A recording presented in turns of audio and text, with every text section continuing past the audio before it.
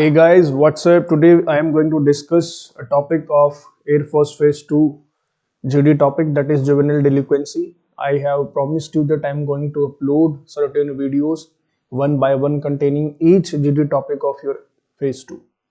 Those students who have come new to this study highway channel, please go back to the previous videos. I have already uploaded a video of November-December 2019 GD topics. ठीक है, तो ये class, आज की जो class है, थोड़ा मैंने अंग्रेजी में बोला तो आपको लगा हुआ यार मास्टर सारा अंग्रेजी में करवाएगा, लेकिन ऐसा नहीं है।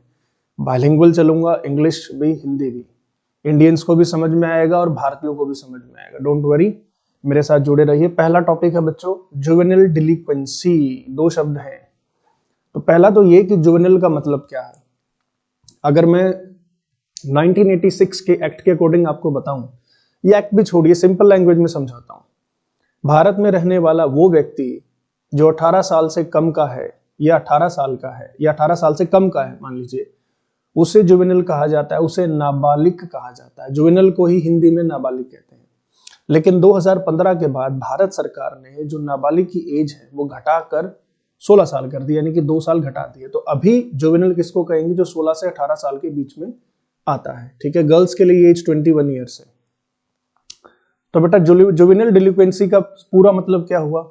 यानी कि 16 से 18 साल के बीच के वो किशोर, वो यंग लोग, वो बच्चे जो किसी न किसी कारण की वजह से किसी न किसी क्राइम में इन्वॉल्व हो जाते हैं। रेप, किडनैपिंग, डकैती, मर्डर, चोरी, है ना, पिक पॉकेट, मोबाइल चुरा लेना या किसी के साथ मारपीट झगड़ा करना, ऐसे अपराधों को या ऐसे सिचुएशन को ही जुवेनिल डिलिक्वेंसी कहा गया है।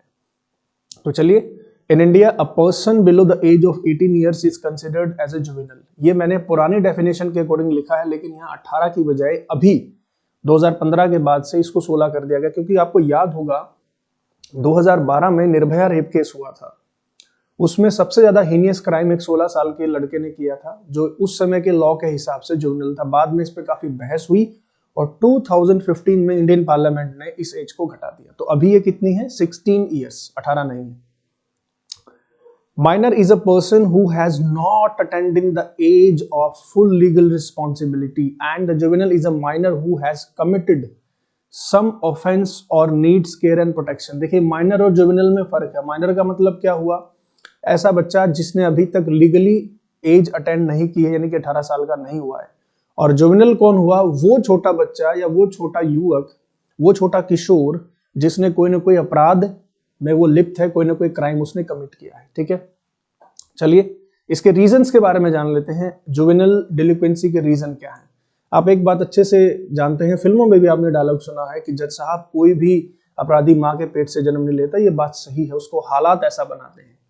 सो ये डायलॉग मारने की जरूरत नहीं है जीडी में, सिर्फ समझाने के लिए बता रहा हूं। No one is a born criminal, circumstances make him so. इसके रीजंस क्या है जुवेनिल डिलिक्वेंसी के? मैं बार बार शब्द बोल रहा हूं, जुवेनिल डिलिक्वेंसी आपको समझ में आ भी रहा है? नाबालिग को जुवेनिल कहते हैं बच्चों। ठीक है, कमेंट में मुझे बताइए जरूर ये टॉपिक आपको कितना समझ में आ रहा है, और क्या मुझे जो मेरी बोलने की स्पीड है उसको फास्ट करने की जरूरत है, स्लो करने की जरूरत है। मुझे कमेंट में जरूर बताइए, ताकि नेक्स्ट जब टॉपिक में अपलोड करूं तो उन बातों को उसमें ध्यान रखूं। तो बेटा सबसे पहला रीजन जुवेनिल डिलिक्वेंसी का है पॉवर्टी, गरीबी।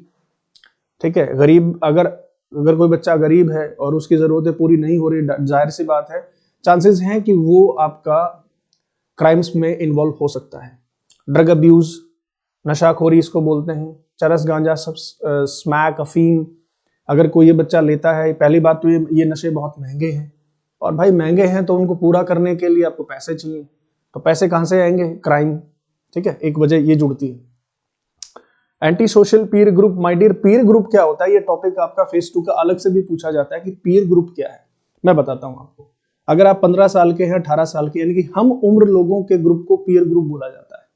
हरियाणवी में कहावत है ना, हाण को हाण प्यारा होता है। तो जो वो मतलब सेम एज ग्रुप के जो लोग होते हैं उनको पीयर ग्रुप कहते हैं। तो अगर आप ऐसे किसी पीयर ग्रुप में हैं जहां लफंगे टाइप के लोग रहते हैं, तो उनका इंप्रेशन आपके ऊपर आएगा। ठीक है, easy availability of fire arms. ठीक है, ये देखा गया बहुत बार। बच्चे, यमुनानगर में केस आया था, बच्चा स्कूल के अंदर अपने पिता का रिवॉल्वर लेके पहुंच गया और प्रिंसिपल को शूट कर दिया। तो easy availability of firearms is a reason for juveniles. Abusive parents, घर में पेरेंट्स खूब लड़ते झगड़ते हैं, एक दूसरे से बनती नहीं है, उसका इफेक्ट बच्चों पे भी आता है। और इसी वजह से फैमिली वायलेंस क्रिएट होती है अगर एब्यूजिव पेरेंट्स हैं, घर में लड़ाई झगड़े का माहौल है तो।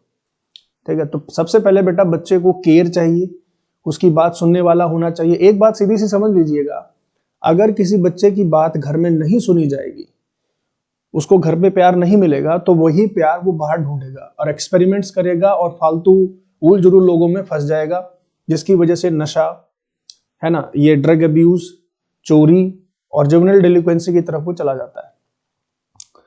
लास्ट है child sexual abuse in role of media. अगर किसी बच्चे के साथ बचपन में यौन शोषण हुआ है तो उसकी पर्सनैलिटी में आपको कंफ्लिक्ट मिलेगा और वो इसका बदला किसी न किसी मोड़ पर समाज से जरूर लेता है। तो ये कुछ पॉसिबल रीजन है जो चाइल्ड सेक्सुअल अब्यूज जिसकी वजह से होता है, और रोल ऑफ मीडिया इसमें इंपॉर्टेंट है, खासतौर पर exposure to the pornography in the early age. ठीक है, चलिए इसका सोल्यूशन क्या है भाई। सोल्यूशन पहली बात तो है कि बेटा children should be allowed and provided opportunity to grow up in a healthy socio culture environment so that they could become responsible citizens. घर का एनवायरनमेंट मैंने पहले डिस्कस किया, हेल्दी होना चाहिए। जिस माहौल में बच्चे बड़े हो रहे हैं उनको सारी समझ उनकी सुननी भी चाहिए, उनको सुनाना भी चाहिए। ठीक है, बच्चे फिजिकली, मेंटली और मोरली हेल्दी होने चाहिए, उनका ध्यान रखना चाहिए। और भारत सरकार का यानी कि it is the duty of the state to provide equal opportunities for development to all children. ये भारत सरकार का भी एक कर्तव्य बनता है कि ऐसा माहौल पैदा करे, क्योंकि अभी लॉकडाउन चल रहा है, बच्चे घरों में हैं, मोबाइल में लगे हुए हैं, पेरेंट्स की सुनते नहीं हैं। तो अभी काफी सारे जो स्टेप्स है गवर्नमेंट ले रही है, काउंसलिंग शुरू कर रही है ताकि बच्चों को दोबारा से स्टडी पे लाया जा सके। तो इस तरीके का माहौल जो है स्टेट को बनाना चाहिए ताकि बच्चे जो है सही ट्रैक पर चलते रहे। अब आते हैं आपके टॉपिक को आपको कैसे रिप्रेजेंट करना है उस पर, how to represent the topic. सबसे पहली बात तो बेटा मैं जितना भी टॉपिक आपको करवाऊंगा चलता रहेगा ये प्रोसेस, क्योंकि टॉपिक तो कितना ही कर लो, कोई सीमा नहीं है। सबसे पहले आपको एक्सप्लेन करना है जब आप जीडी में बैठे होते हैं व्हाट इज द टॉपिक, और आपको बोलेंगे भी वो, क्योंकि बेटा एयरफोर्स फेज 2 में सीधा आपको टॉपिक नहीं दिया जाएगा, आपको एक पेज देंगे वो लोग A4 साइज, उस पर सब कुछ लिखा रहेगा, 1 मिनट के लिए आपको पढ़ने को मिलेगा और उसी पेज में से बोला जाएगा बेटा इसमें से बोलो। आप उसमें से भी बोल सकते हैं, और अगर टॉपिक आपके पकड़ में आ जाता है, मैं कोशिश करूंगा वीडियो के माध्यम से कि धीरे धीरे सारे टॉपिक्स आपके कवर करवाऊं, तो फिर आप अपनी तरफ से भी बोल सकते हैं। लेकिन खास तौर पर पिछली बार जो हुआ था जनवरी 2021 में जो ऐसा जो आपका फेज 2 हुआ है, उसमें बोला गया था स्पेसिफिकली कि बेटा पेज में से बोलो, इसके बाहर से मत बोलो। तो आपको दोनों तरीके से रेडी रहना है। तो सबसे पहले आपको टॉपिक रिप्रेजेंट करना है, व्हाट इज द टॉपिक। जो टॉपिक आपको दिया गया वो है क्या, क्या है वो टॉपिक, उसको एक्सप्लेन करिए। फिर है discuss the reasons one by one, उसके reasons one by one discuss करते चलिए। And at the same time let others speak and respond accordingly. आप भी बोलिए, दूसरों के भी सुनिए। ऐसा नहीं कि तुम ही बोलते रहोगे, भिंडी बाजार बन जाएगा, वो पूरा का पूरा ग्रुप आपका बाहर हो सकता है। नीड नॉट टू पैनिक, और घबराने की जरूरत है नहीं। स्टडी हाईवे पे संदीप लांबा तो आपके साथ है ही। साथ में अगर आप हमसे जुड़ना चाहते हैं, हमारे साथ आकर तैयारी करना चाहते हैं, तो हमारे पास आपके लिए शंकरा डिफेंस अकेडमी के दरवाजे खुले हैं, जहां GD SRT और फिजिकल की तैयारी हम एक ही छत के नीचे करवाते हैं। ये एक रेजिडेंशियल डिफेंस अकेडमी है जो कैप्टन बलबीर सिंह के मार्गदर्शन में चल रही है। और बच्चों इस अकेडमी के रिजल्ट्स भी बहुत शानदार हैं। 2019 में अजय सैनी जो हांसी से था लड़का, all India rank number 1 Shankara defence academy का बच्चा है। तो आप टेंशन ना लीजिए, यूट्यूब पे मेरे साथ जुड़े रहिए। अगर आप गुरुकुल विजिट करना चाहते हैं, स्वागत है आपका। तो ये वीडियो आपको कैसा लगा और नेक्स्ट टॉपिक पर मैं कौन सा आपके लिए बनाऊं, मुझे प्लीज कमेंट सेक्शन में जरूर बताइए। तब के लिए जय Hind, thank you very much.